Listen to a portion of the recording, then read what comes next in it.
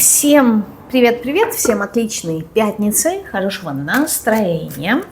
Сегодня в разделе «Сообщество» я публикую анонс на Блиц-консультации этих выходных. Там будет два вопроса. Значит, первый вопрос, что я делаю не так, и второй, чего или кого вы ждете и стоит ли оно того. Вот такие вопросы буду разбирать на Блиц-консультациях в ближайшие выходные.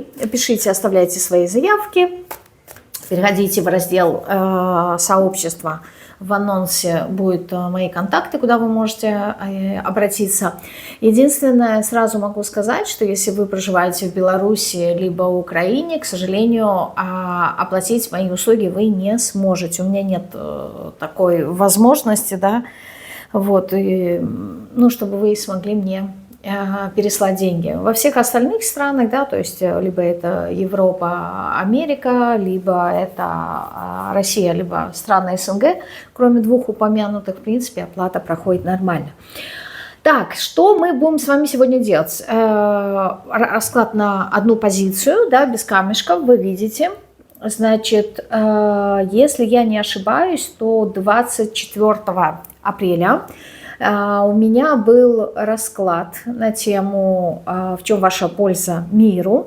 Вот, если я вспомню, я вот здесь где-нибудь выложу подсказку, да, то есть подсказки — это такие всплывающие окно, вот сюда название, да, нажимаете, и вас перебрасывает сразу на указанный расклад.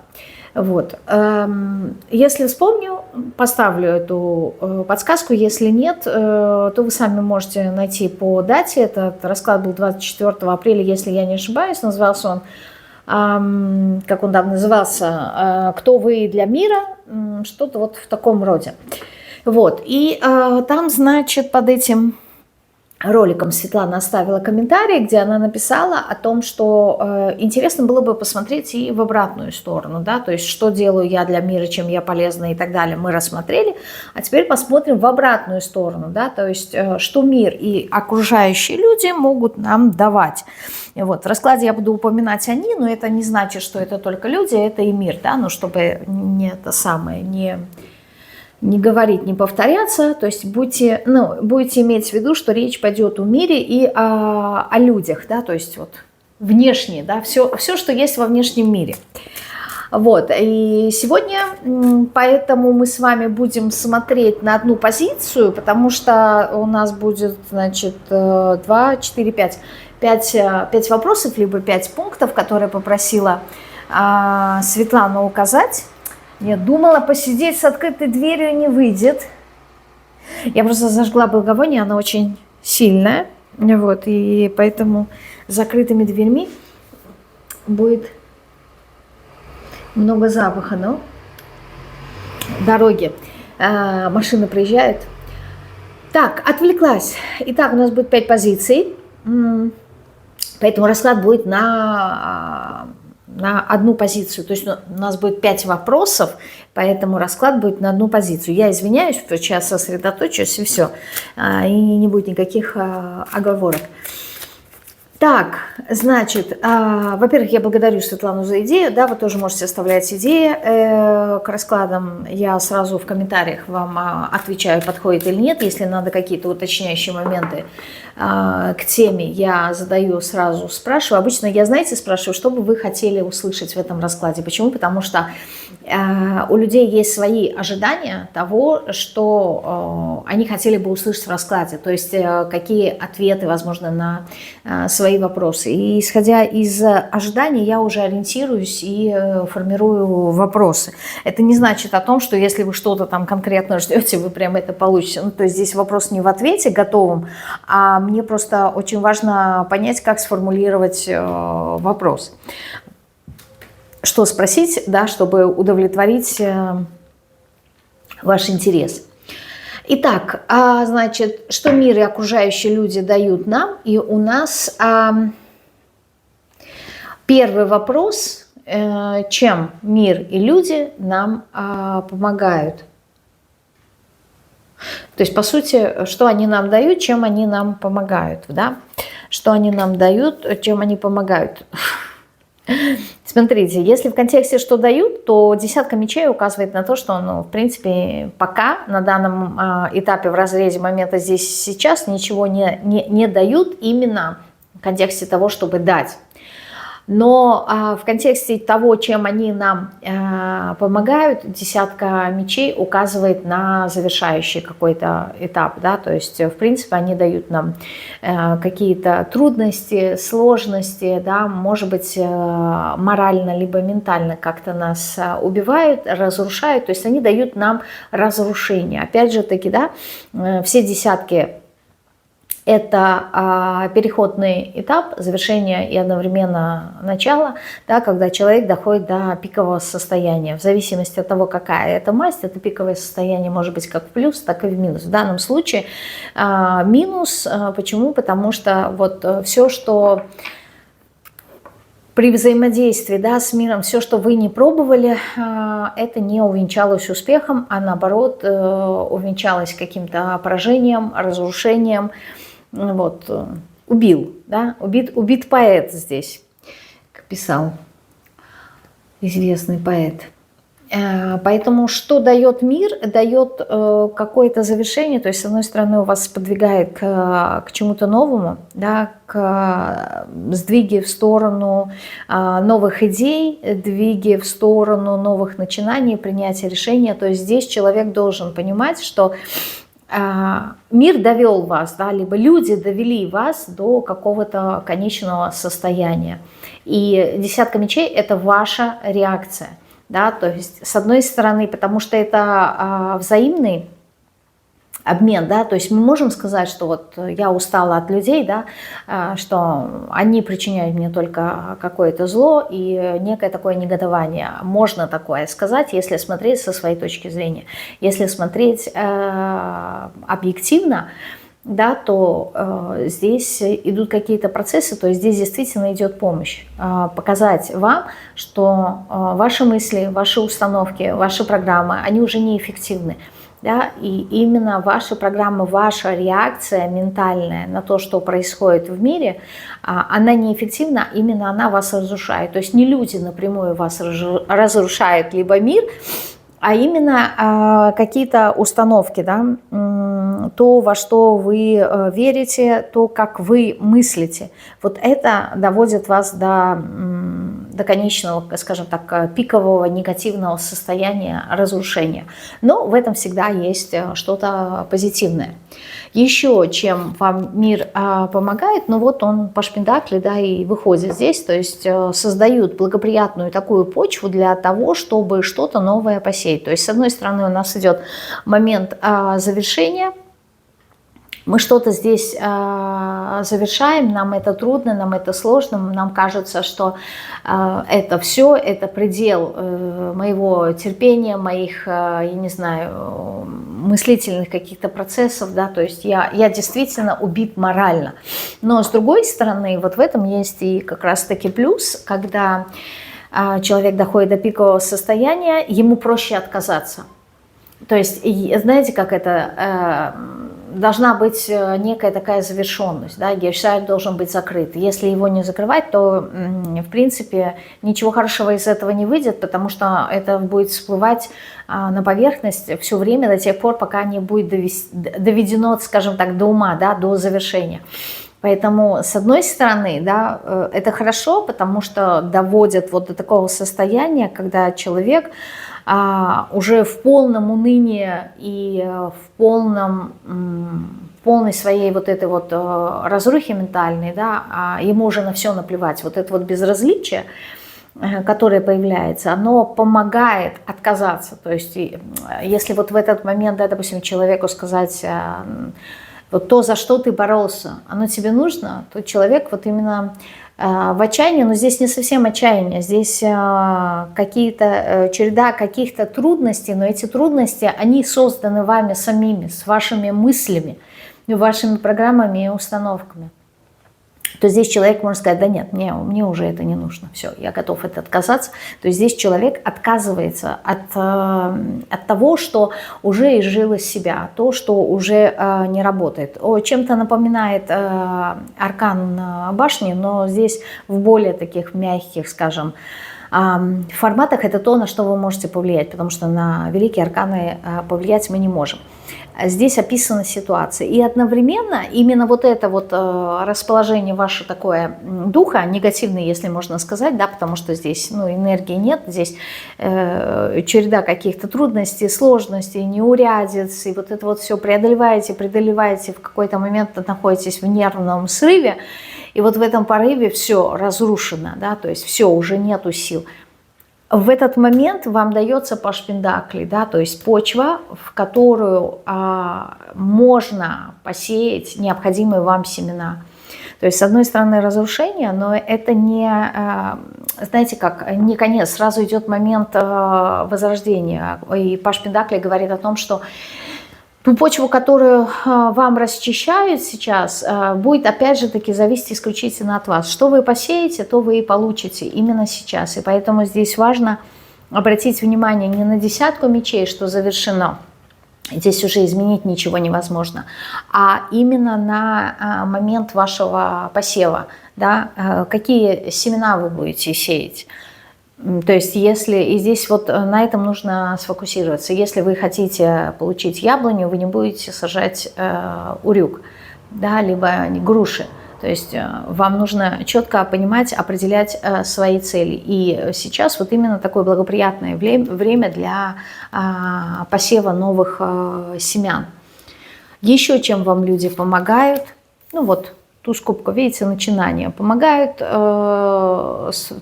тем, что вызывают вас на эмоции. То есть все тузы у нас указывают на потенциал перемены. Воспользуемся мы этими переменами или нет, зависит от нас. Но туз кубков здесь указывает нам на то, что люди, с одной стороны, вызывают вас на эмоции, а с другой стороны, возможно, и обучают мягкости, обучают любви, обучают, ну вот если мы говорим в контексте самопознания, то здесь могут проходить такие философские вопросы смысла жизни, да, то есть углубиться в себя и задаться вопросами, вот именно в данном контексте, что я хочу, да, для чего мне это нужно, куда я хочу пойти. То есть здесь это если мы задаемся такими вопросами. Если нет, то здесь глубина, причем помогают, да, две стихии, вода и земля, очень братские и взаимодополняющие. То есть эмоции, которые подпитывают, да, наш материальный мир. Вот, наши посевы, чтобы они взросли. То есть здесь идет помощь именно эмоционального плана. И опять же таки, да, мы можем рассматривать дуально, как я люблю это делать. Да? То есть с одной стороны, люди и мир могут вызывать в нас эмоции. Эти эмоции мы можем оценивать как негативные, да? Например, как раздражение, как злость, как агрессия, как какая-то обида. Вот. И именно в этот момент, да, когда будут появляться такие эмоции, мы сможем разобраться в себе и понять, да, почему появились эти эмоции, следствие чего. И с этим можно поработать в дальнейшем, да, то есть осознать и проработать. А с другой стороны, это могут быть и позитивные эмоции, да, это эмоции именно любви, сопереживания, сочувствия, понимание, принятие, то есть вот здесь и так, и так, и может быть и одновременно, то есть с одной стороны всплывает вот эта вот агрессия, да, и ты понимаешь, что вот эти эмоции негативного порядка, они уже не работают во благо, и с этим что-то нужно сделать, и когда ты это понимаешь и осознаешь, у тебя приходит принятие, да, то есть очищение и принятие как следующий этап. И это может идти параллельно, либо сменяя одно другое. Почему? Потому что в мире нету ничего такого однобокого, да, то есть все взаимосвязано, все взаимодополняющее. Почему? Потому что если мы говорим о взаимодействии мира, почему я говорю о дуальности? Не потому что можно трактовать дуально, а потому что один человек может вызывать эмоции, именно которые действительно нас будут разрушать, как наша реакция, то есть как некое такое зеркало, а другой человек, да, он будет вызывать именно вот эту вот энергию наполненности, любви и исцеления. Здесь по-разному. Либо один и тот же человек может вызывать разные эмоции, разные переживания. То есть, когда он в хорошем расположении духа, да, он может окрылять, а когда в негативном, допустим, в низких вибрациях, да, он может вызывать очень сильный дискомфорт и неприязнь. То есть, вот здесь такие уроки проходят. То есть, это могут быть конкретные люди, а могут быть абсолютно разные люди. То есть, это могут быть даже и незнакомые вам люди, либо вообще мир как таковой. Вот, но польза как раз-таки именно в том, что всплывает на поверхность те моменты, которые должны уйти. Давайте я вот на этой колоде посмотрю один аркан, да, чем вам люди помогают, что такое, чем вам люди помогают, прямая позиция, да, исполнение желаний. Как там выглядит в камеру, ровно, неровно, не знаю. Исполнением желаний, да, то есть через людей, вот то, что в принципе я и сказала, если это что-то такое позитивное, да, когда вы исполняете через других людей, исполняются желания, да, тогда мы это вот воспринимаем как что-то такое позитивное, наполняющее, вдохновляющее, окрыляющее нас, да. А если это что-то негативное, то можем воспринимать именно как десятку мечей. Ну-ка еще, чем люди вам помогают. Так. Трансформация сознания. Да? Трансформация сознания. Ну, ясное дело, то, что, в принципе, и сказала. Так, идем дальше. В чем или чем они вас исцеляют? То есть в чем идет исцеление? Аркан Повешенного в том, что, ну, конечно, можно сказать, да, что состояние жертвы и ограничения, то есть здесь... Опять же таки, спектр людей, с которыми вы встречаетесь, он может быть обширный. Почему? Потому что, с одной стороны, вот этот вот момент ограничения, да, люди вам могут подсвечивать, то есть одна категория людей могут вам подсвечивать то, что, в чем вы себя ограничиваете, то есть как это может проявляться. Они могут себе разрешать то, что не разрешаете себе вы. Да? Для чего? Для того, чтобы вы пересмотрели свои какие-то установки, свои программы и приняли для себя решение, хочу ли я жить так же, как эти люди, или нет. Да? Допустим, люди разрешают себе как-то вот выражаться, да? Например, там, писать стихи, либо на публику рассказывать свободно свою точку зрения, да?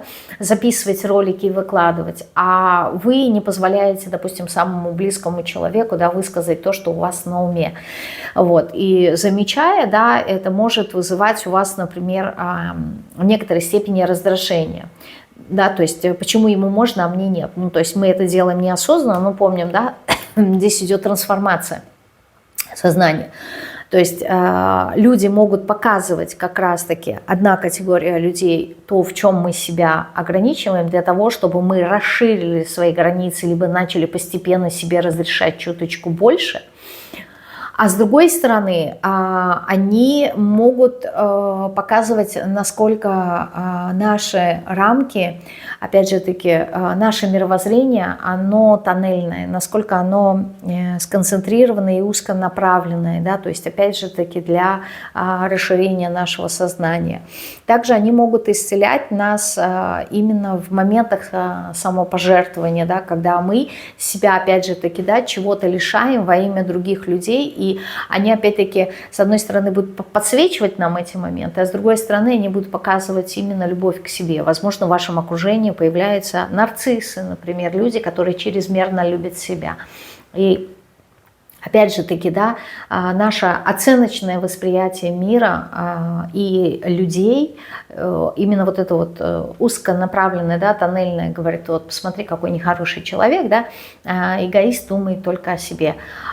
И мало кто задумывается о том, что, а может быть, этот человек именно вот любовью к себе, пускай даже чрезмерной, да, гиперболированной, то есть такой вот большой, подсвечивает то, что мне-то этой любви не хватает. То есть он в некоторой степени через крайности обучает именно вниманию к себе, любовь к себе. То есть ему можно, а вам нельзя, разве? Да? Почему? Здесь вопрос не в том, что сразу человек может сказать, а я не хочу быть нарциссом. Здесь не в этом вопрос, а здесь вопрос в том, что этот человек разрешает себе так себя проявлять, любить, а вы нет. Да? То есть вот опять же таки помним, да, нам надо наше сознание трансформировать. Еще в чем может быть исцеление? Ну, в том, чтобы вы пересмотрели, что, в принципе, это самый основной здесь момент пересмотра. Пересмотра своей жизненной какой-то позиции, своих взглядов. А что конкретно здесь нужно пересмотреть? Ну, где-то, возможно, нужно пересмотреть свои взгляды, где-то нужно пересмотреть свою какую-то, может быть, детскую позицию, но здесь очень моментов много, да, таких связанных желаний. Вот здесь у нас не случайно выпал, да, аркан, который в прямой позиции называется исполнение желаний. Такое ощущение, что у вас очень много желаний, которые вы не можете сами реализовать. Опять же таки в силу, например, каких-то ограничивающих и сдерживающих вас обстоятельств, да, например, как идет, да, самопожертвование матери ради семьи, ради детей, да, то есть я себя буду ограничивать в чем-то, да, но главное, чтобы у детей было там все необходимое, там одежда, гаджеты, все, что, ну, в наше время необходимо детям, да, либо игрушки, там, отдых и так далее, да, но при этом экономим на себе. То есть здесь вот этот вот момент. И особенно если дети рождены в очень раннем юном возрасте, да, когда вы сами еще не реализовались, не закрыли свои какие-то потребности, то вот эти вот желания не реализованные, они остаются. И, как правило, так или иначе мы через своих детей хотим реализовать эти свои желания. И хорошо, если такого нет, да, вот, потому что плохо, когда мы хотим через своих детей реализовать то, что нам когда-то было необходимо. И тогда мы становимся достаточно догматичными. Но сейчас вот в принципе не об этом, сейчас про то, что в чем мир нам и люди, да, помогают исцеляться. Сейчас, секундочку, я отмечу здесь себе вопросы, да, что... На чем я работаю сейчас. Что еще помогает? Обратить внимание на то, что вы очень... Здесь какой-то неправильный, неверный энергообмен, да? Когда вы очень много работаете, возможно, уходите в некий такой трудоголизм и мало получаете взамен. То ли это малооплачиваемая работа, то ли это какие-то моменты, когда, ну, вами могут пользоваться, да, то есть могут давить на какие-то чувства, да, на какие-то эмоции. Вот, и вы как-то соглашаетесь. То есть здесь могут быть манипуляции, там, не знаю, через вину, через чувство там, на совесть или давить, или еще что-то. Вот, здесь могут быть такого формата манипуляции, поэтому здесь тоже это необходимо пересмотреть. Опять же таки, каким образом мир исцеляет? Через взаимодействие. Будьте наблюдательны, и вы заметите, что вам показывает мир, какие ситуации. Если это позитивные, окей, мы на это вообще не обращаем внимания, да? Исполнила желание, ну и круто, и значит я молодец. А вот когда что-то такое негативное бывает, да, когда вызывает эмоции неприятные, тогда у нас появляется именно детская позиция незрелости, обиды на другого человека. Вот я что-то делаю, да, например, столько работы сделала, а похвала и заслуга досталась начальству, несправедливо. Здесь вопрос не в том, что это несправедливо, а вопрос в том, что эта ситуация должна была подсветить вам, да, что почему вы где-то не выстраиваете обмен на равных, да, почему вы много делаете, почему, не знаю, возможно, не просите больше как это, стоимость за свои услуги, да, либо повышение зарплаты, либо еще что-то. То есть здесь эта ситуация подсвечивает то, что перемены, да, момент перемен, то, что вы сеете. Если вы остаетесь на прежних своих позициях и ничего не меняете, да, то, в принципе, вы будете аккумулировать то, что есть в вас. И поэтому эта ситуация продолжается, очень часто идет по кругу. То есть люди вам посвечивают, а вы не делаете правильные, верные выводы. Да? То есть здесь исцеление идет. Еще в чем идет исцеление? Ну вот оно, колесо фортуны, оно показывает вам цикличность каких-то моментов, показывает, люди показывают, подсвечивают вас сценарии, в которых вы проживаете, да, программы. Мир показывает через людей это. Проблема заключается вот здесь в том, что не всегда мы можем это увидеть, не всегда мы можем сделать связи, то есть вот это вот, ну, связать. Эта ситуация, она мне говорит про это, и, значит, вот это вот нужно мне проработать. То есть не всегда это получается заметить, и не всегда это получается понять.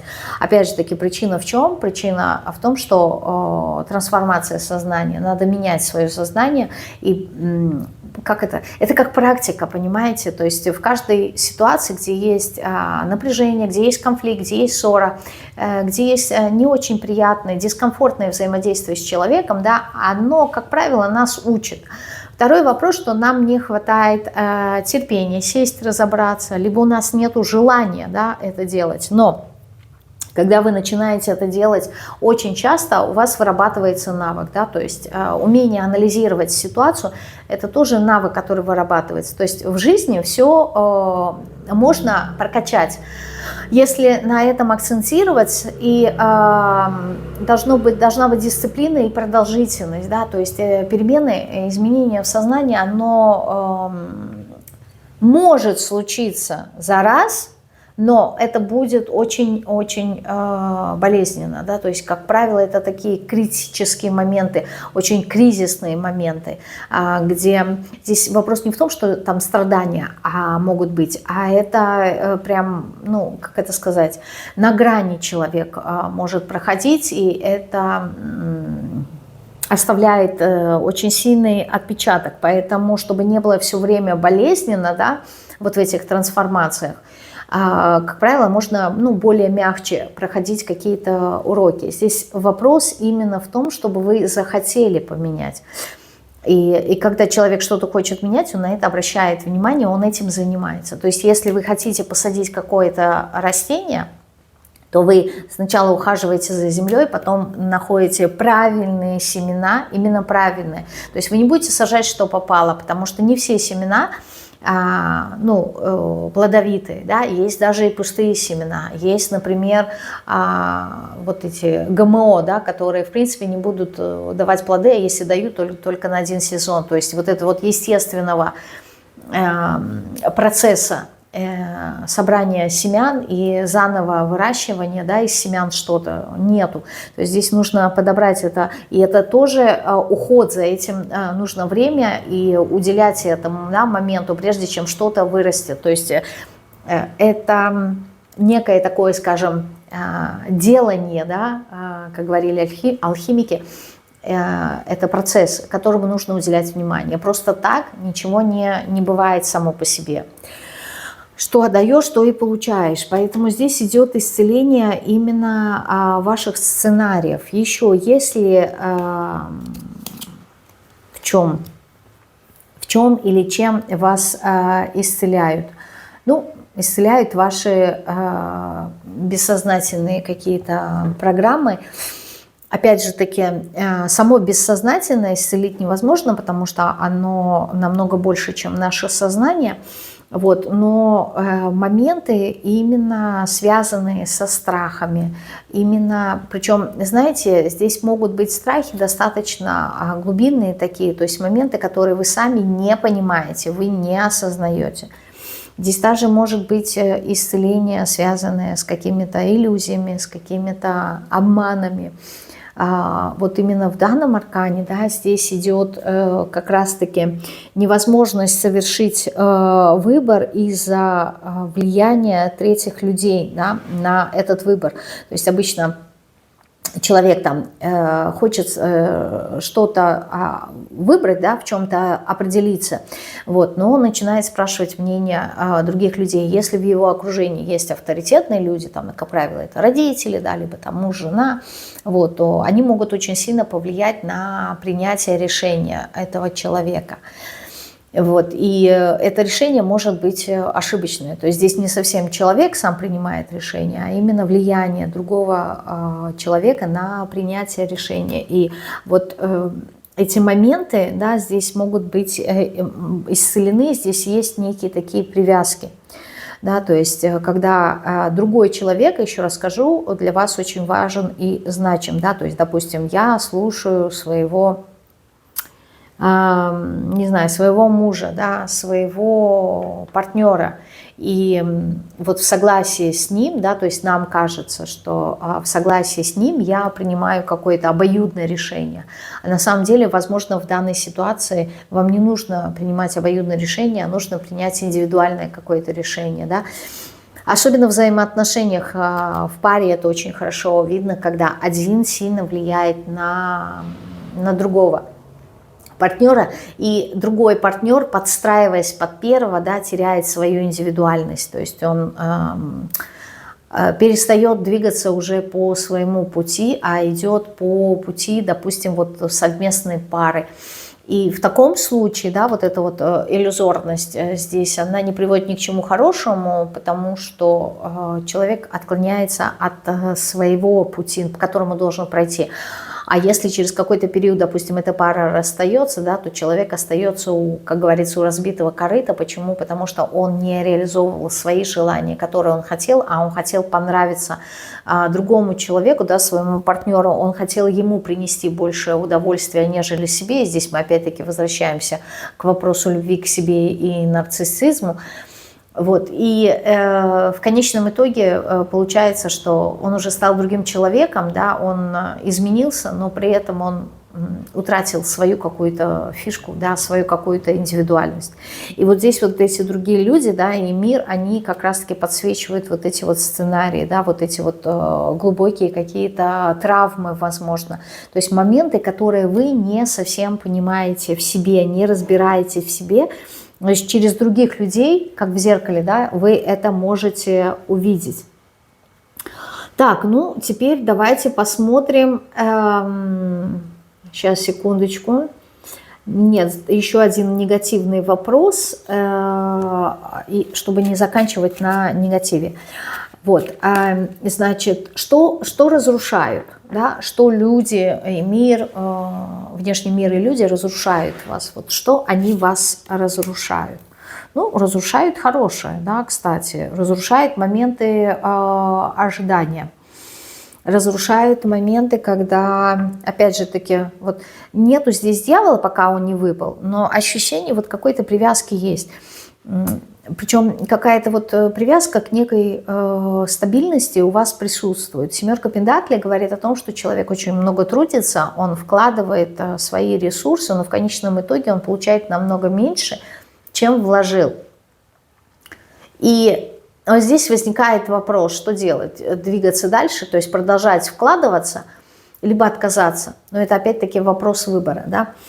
И вот люди, они как будто бы вам подсвечивают, да, может быть, даже в чем-то и подсказывают, что вот тебе нужно отказаться от этого. Ну, то есть толку от этого нет, да, то есть могут говорить о том, что откажись от этого партнера, да, то есть, ну, он не подходит к тебе, ты зря тратишь время. Могут сказать, что ты зря тратишь время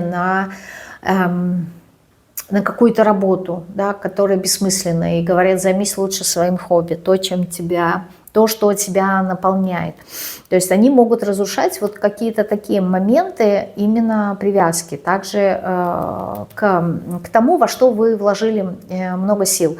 Но здесь опять же таки, да, меняя, трансформируя свое сознание, вам нужно понимать, когда останавливаться, да, когда вовремя нужно остановиться.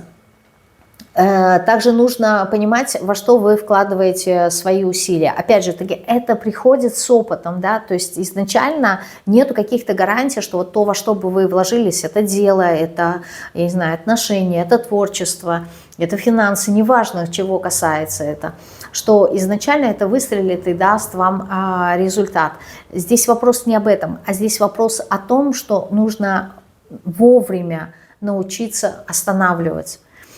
А здесь у вас такого нет, вы идете прям вот до конца. Мой любимый пример, да, с книгами, когда читаешь книгу, ты понимаешь, что ну, бессмысленно, да, то есть, ну, не наполняет, не вдохновляет меня эта книга, и надо остановиться, да, то есть возьми что-то, не трать время на эту книгу, почитай лучше что-то, что тебя порадует, что тебя обогатит. Но вот это вот, знаете, чувство, надо довести дело до конца, вот, и поэтому я буду мучиться, я буду страдать, да, но я все равно дочитаю, либо меня жаба гложет, что как же я за эту книгу заплатила, либо ее купила, что же она теперь будет так. Вот эти вот моменты, да, отслеживайте в себе, то есть люди вам это будут подсвечивать, они будут вам показывать и разрушать именно эти моменты. Опять же таки, да, с одной стороны они разрушают, а с другой стороны здесь по аркану Луны вы должны четко понимать, когда слушать других людей, когда не слушать. Что вам может в этом помочь? Только ваш внутренний собственный опыт со временем. Вы понимаете, кому можно доверять, кому нет, кому можно прислушиваться, а кому нет. Вот это и есть включенность, это и трансформирует параллельно ваше сознание. Еще что люди разрушают. Нет, давайте вот на этой колоде посмотрим.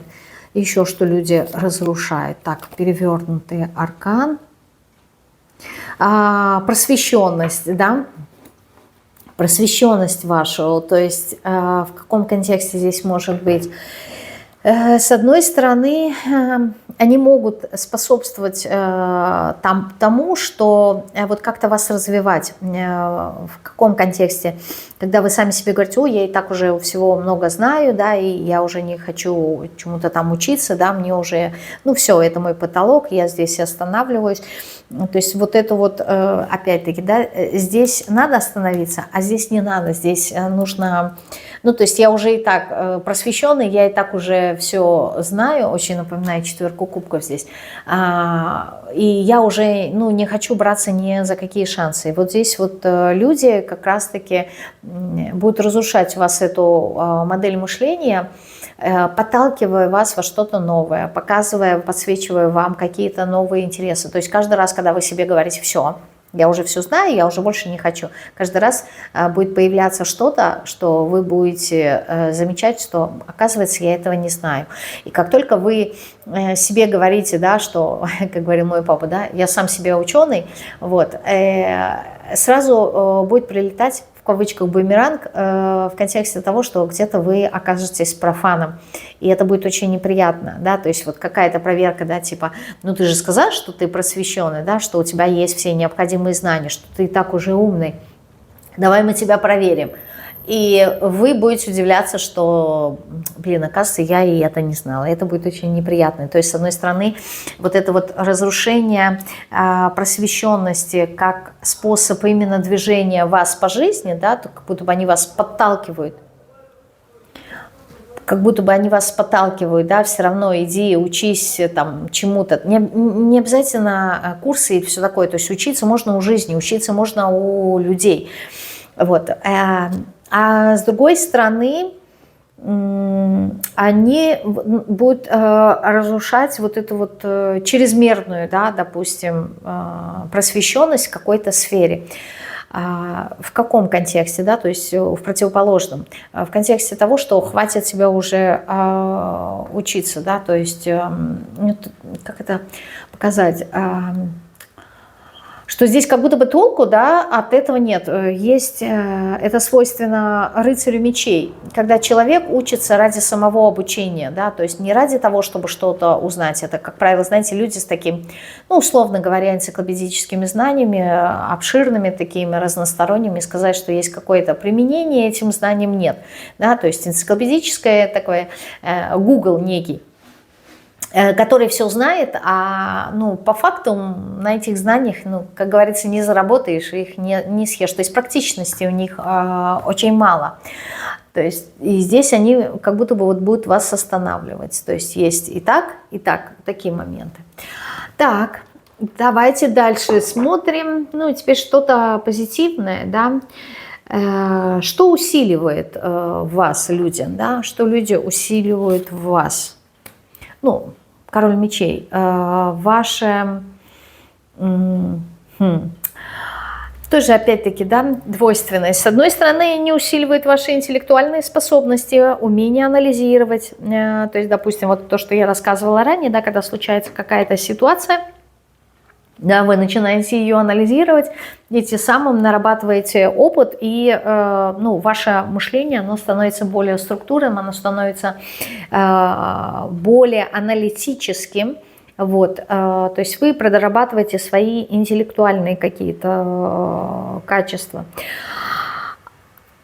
С одной стороны. А с другой стороны, одновременно они могут усиливать в вас именно своим каким-то поведением негативные моменты, то есть отстранение, да, король мечей — это всегда дистанция, дистанция от людей, это расстояние, потому что есть расстояние ментальное, у вас больше знаний, здесь на этом, ну, несколько арканов указывала, да, на том, что у вас больше знаний, больше информации, больше, не знаю, видения, может быть, будущего, то такое тоже не исключено, да, либо какое-то понимание структурности.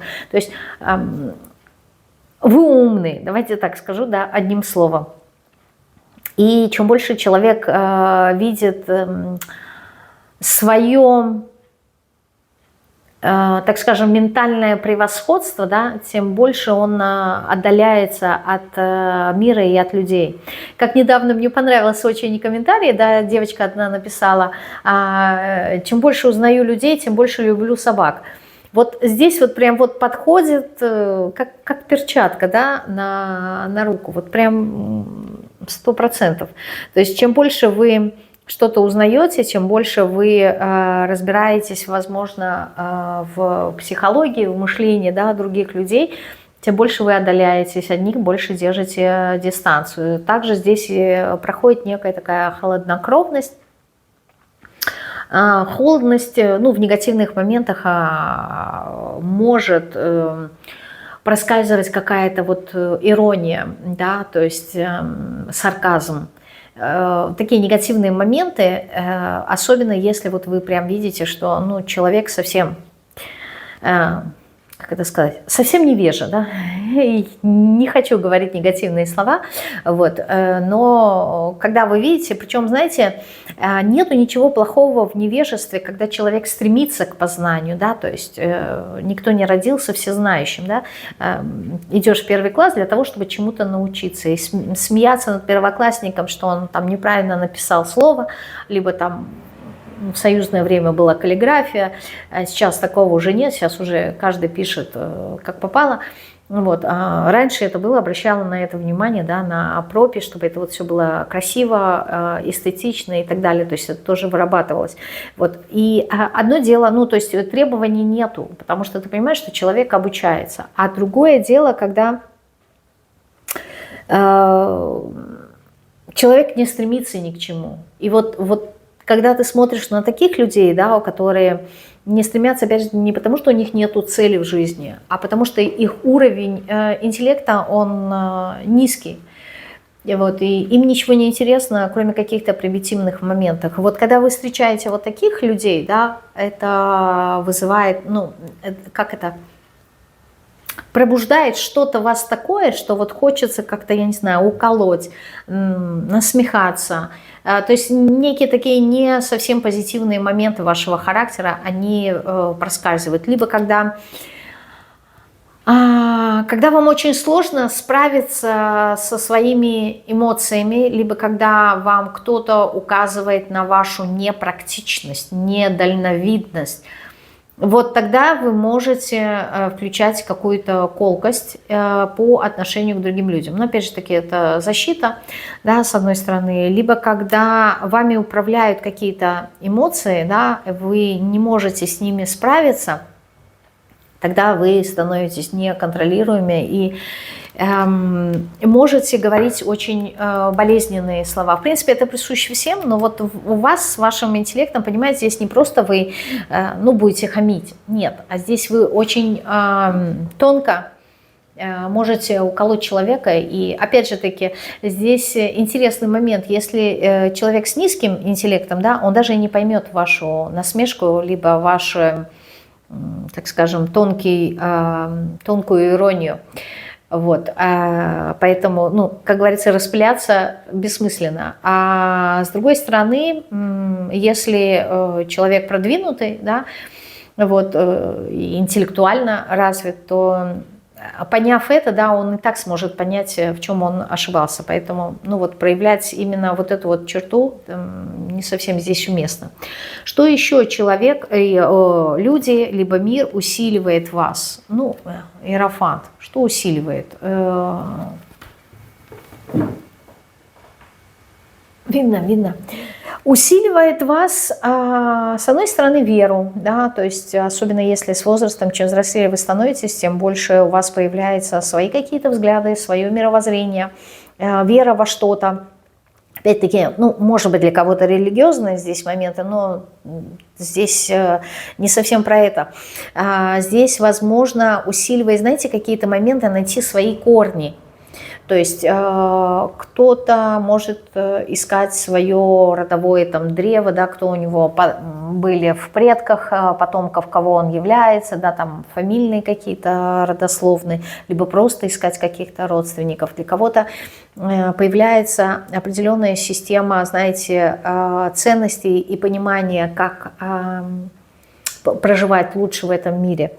А кто-то здесь, возможно, знаете, и задается вопросами о том, что вот именно морально-нравственных принципов, а как же все-таки себя вести в этом жестоком мире, да, либо в том мире, в котором я нахожусь, как же мне все-таки взаимодействовать по совести, по своим внутренним каким-то принципам и правилам, либо адаптируюсь под этот мир, то есть либо я предаю себя, либо я предаю мир, либо надо найти какую-то другую альтернативу, то есть вот все, что связано с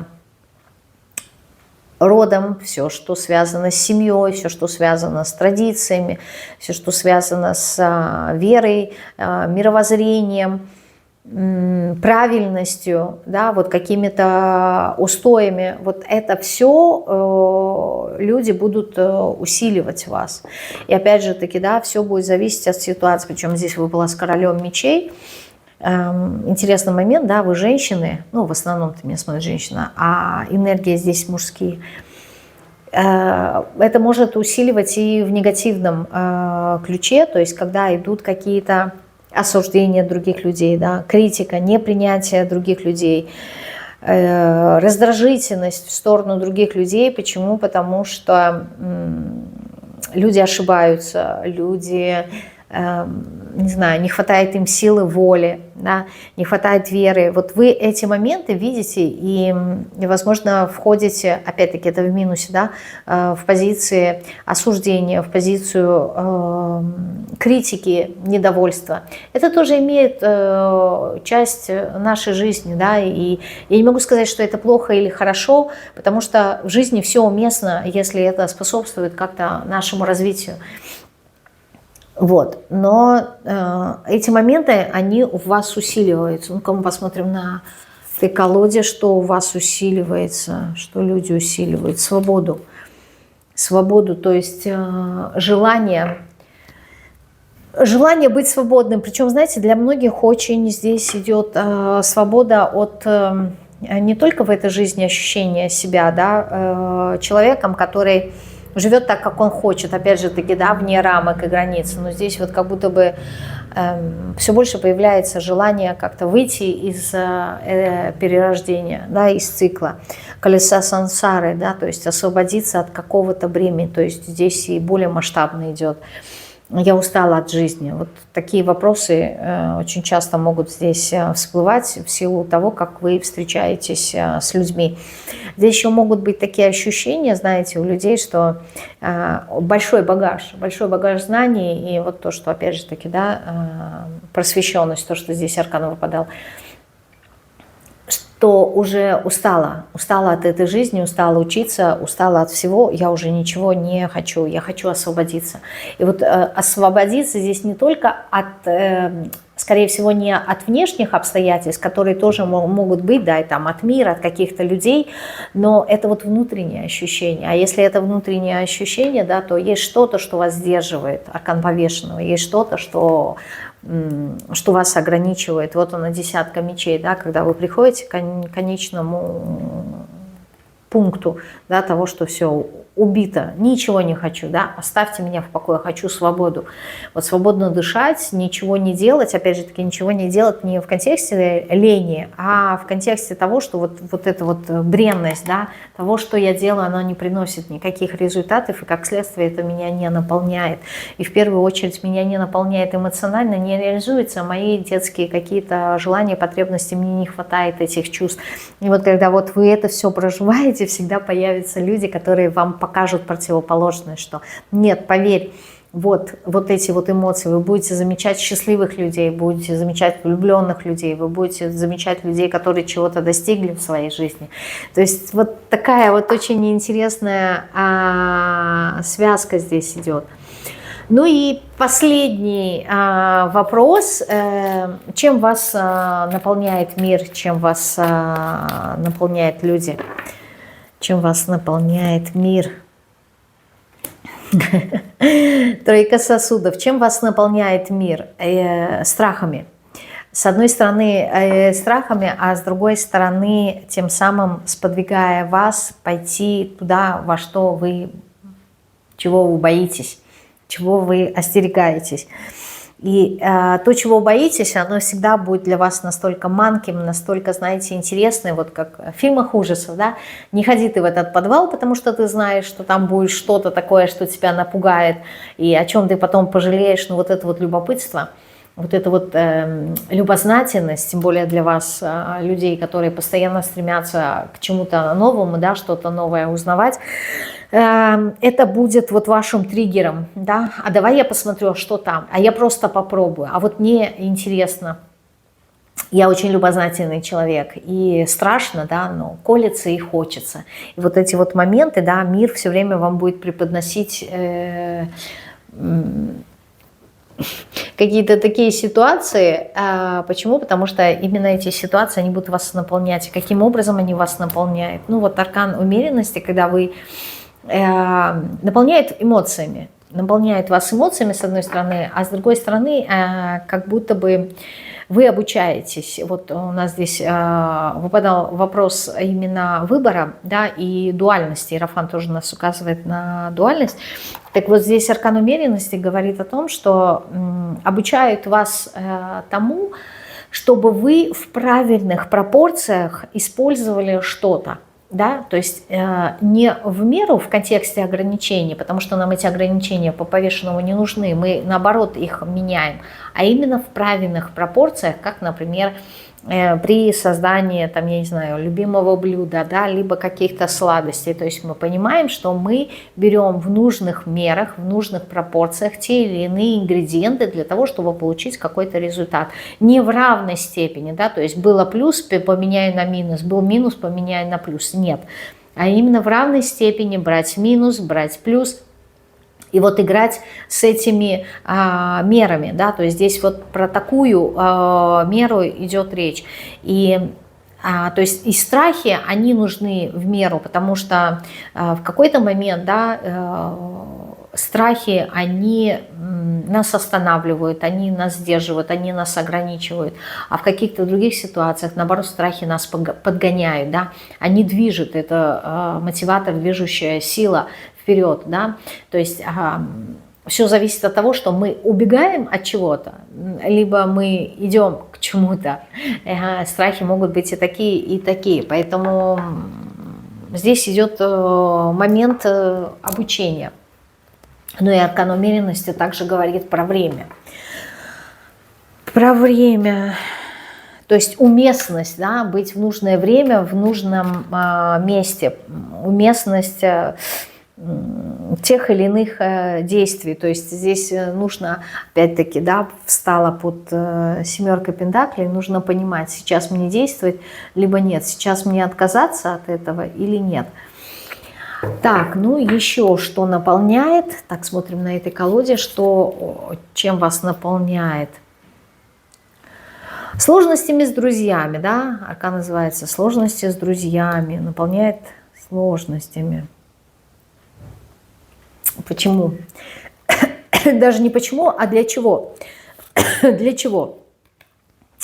Чтобы указать вам пятерку пентаклей, где и в чем вы не изобильны, где в чем вам не хватает каких-то ресурсов, либо есть какие-то привязки, да, то есть друзья, здесь прям вот указание идет, да, на то, что какие-то уроки у вас будут идти через друзей, через лишения, ограничения, и либо из-за друзей, либо ради друзей, да, благодаря друзьям.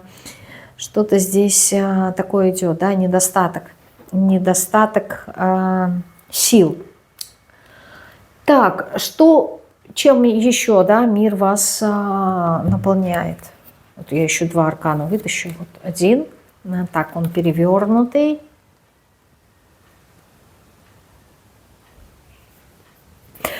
Наполняет, чем мир вас наполняет? Стяжательство, да, то есть какой-то жадностью, да, вот, как будто бы, знаете, вам мир чего-то не дает, как будто он зажимает что-то для вас.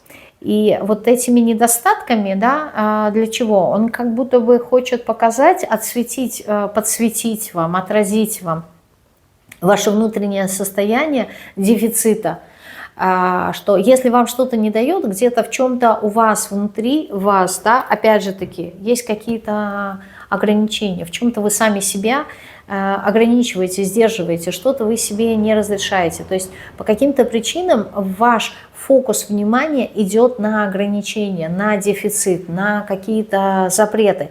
То есть вы не смотрите на мир как возможность получить что-то, как приобрести, как преувеличить, как какие-то шансы, как какое-то расширение, да, как изобилие. А вы смотрите через призму минусов, и поэтому, скорее всего, через людей, да, вам будут показывать, через друзей, вам будут показывать моменты, да, указывать, подсвечивать, что вам не хватает, где вы экономите, там, я не знаю, друзья будут приходить и просить долг, а у вас денег нету, либо там... Вы будете, допустим, у кого-то брать в долг, да, а вам будут отказывать. То есть вот такое ощущение, что вам все время подсвечивают, что как будто бы ресурсов не хватает для всех, да, что чтобы получить какие-то ресурсы, вы должны быть избранными. Но это иллюзия, это обман, и вот вам этот момент показывает все время, да, что мир намного изобильнее. Научись видеть это изобилие. Разберись в себе, почему ты не видишь это изобилие, да, почему фокус смещается на недостаток. Кстати, я сделаю, наверное, не знаю, может, на следующей неделе в телеграм-канале. Меня Ирина просила сделать этот расклад именно на эту тему, почему я не вижу изобилия мира. Вот, там рассмотрим эти моменты. Кто не подписан на мой телеграм-канал, если вам интересно, подписывайтесь. Я там делаю просто немножко другие расклады, но на одну позицию, имейте в виду. Так, ну и еще один аркан, да. Чем вас наполняет мир перевернутый, да? Женскими энергиями мир наполняет вас любовью, мягкостью, но и одновременно здесь может наполнять... страхами, непониманием, гибкостью. Так, ну-ка я уточню это, чем вас здесь мир наполняет, этой женской энергией. Ну, в принципе, он направлен на то, чтобы создавать вам какие-то кризисные ситуации для перерождения. Опять-таки, упал аркан рядом с трансформацией сознания. То есть мир, все, что он делает из того, что мы сегодня смогли подсветить и показать, причем он направлен на то, чтобы вы жили в изобилии, то есть вот убрать какие-то ограничения. Видимо, сейчас для вас очень актуально смотреть Иерофант, изменить свое мировоззрение и смотреть на мир с точки зрения именно благости, да, наполненности, то есть научиться замечать то, что вам нужно, не то, что вам не нужно, да, какие-то дефициты. То есть если вам нужны деньги, замечать возможности, как их можно получить, как их можно заработать, как их можно, не знаю, приобрести. То есть замечать какие-то шансы, либо создавать самостоятельно те шансы, те возможности, которые бы вам дали реализацию ваших желаний, того, что вы хотите. И на дне у меня, смотрите, какой красивый аркан выпал, внутренние резервы. Причем выпал в прямой позиции. Вот я вот так вот прям поднесу, не знаю, там видно, не видно, вот так, да. Внутренние резервы прям вот красивые, как изумруды, да, некие такие. Я в Телеграме выкладывала картинку, пирамидку, да, и свет, расщемленный через призму пирамидки, да, как он расщепляется и становится вот таким семицветным лучом. Внутренние резервы, то есть все, что сейчас я описывала, да, с одной стороны, оно направлено на то, чтобы трансформировать ваше сознание, да, чтобы возродиться, не возразиться, как раз-таки возражение есть здесь, да, возродиться, измениться, родиться заново, изменить свое мировоззрение, а с другой стороны больше как будто бы вот акцент делать на внутренних резервах, на то, чтобы замечать вот эти вот лучи, которые преломляются через призму вашего сосуда, да, через пирамидку вашего сосуда, вашего тела в этом материальном мире, и научиться замечать необходимые вам лучи. Вот такой расклад вышел. Хочу поблагодарить Светлану за идею к этому раскладу. Этот расклад я внесу в дневник раскладов, да, у кого он есть, можете туда заглядывать периодически. Вот, я обновляю, и по мере того, как обновляются расклады в дневнике раскладов, они у вас отображаются в документе, в вордовском документе, да, то есть там вы можете посмотреть новые расклады и тем самым обогащаете свой, так скажем, репертуар. А я хочу еще раз вам напомнить о блиц-консультациях в разделе «Сообщество». Также напомнить о телеграм-канале, который есть по ссылке под этим роликом, да, «Мои услуги», ссылка так называется. Вот. И если вдруг я забуду вложить в подсказки расклад «Кто вы для мира», да, то загляните и поищите самостоятельно. 24 апреля был этот расклад. Вот, и посмотрите. На этом все. Прощаюсь. Хочу пожелать вам прекрасных выходных. Сегодня мне понравился расклад. Надо будет самой пересмотреть. Кстати, я говорила уже в Телеграме неоднократно, что свои собственные расклады я тоже периодически пересматриваю. Даже независимо от того, с какой давности, да, эти расклады выходят. И недавно тоже в Телеграме публиковала один комментарий. Женщина написала о том, что начала со мной давно уже, да, и начала пересматривать мои расклады. Вот, и, как оказалось, на канале у меня 945, либо 49, ну, скажем так, 950 роликов я записала. И когда я увидела эту цифру, я прям сама удивилась, думаю, вот это работа, да.